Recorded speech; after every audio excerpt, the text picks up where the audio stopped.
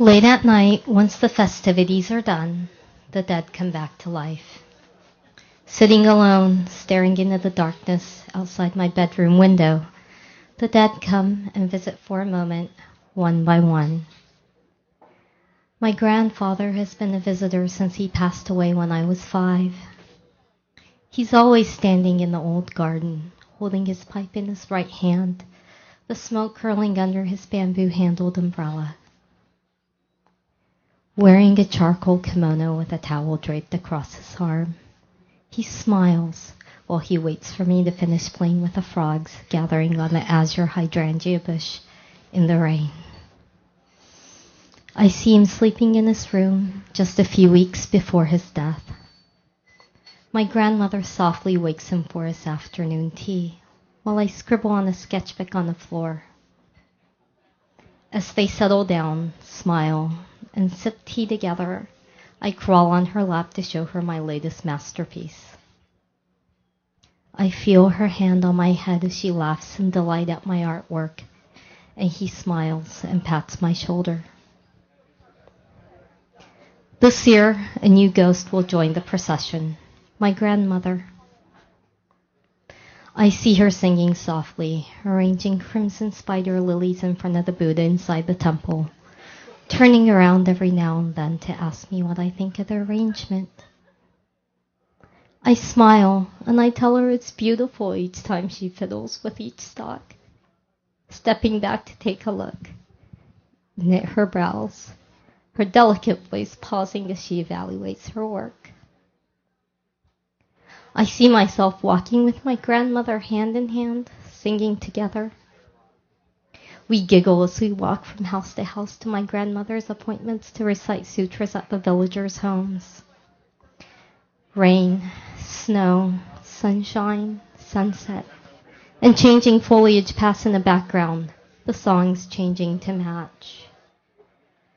We walk in a downpour together once more, my free hand waving and singing, my steps gleefully pouncing under that shared umbrella as we harmonize all the way home. My grandparents' temple was where I spent most of my early childhood. I was often sent to live with them due to my mother and sister's delicate health.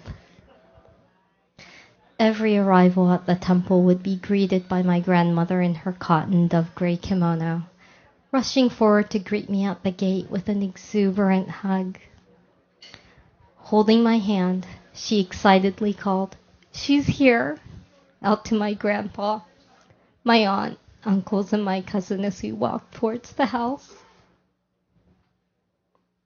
My grandmother surrounded me in a blanket infused with love, and my days always ended on a buoyant step, cocooned with warmth.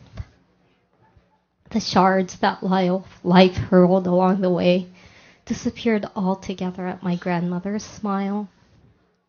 When she said, "Your mother just needs rest," I believed her completely.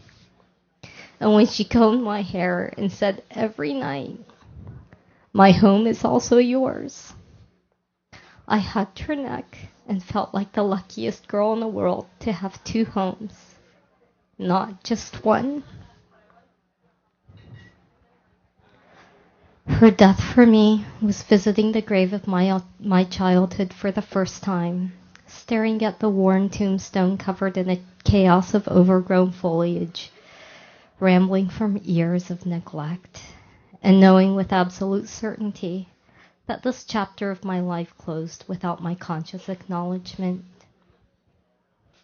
The plant slowly overpowered the tomb in my mental absence, and finally, looking at the unkept grave I tried so hard to ignore, I knew that I would never revisit that time in my life the same way again.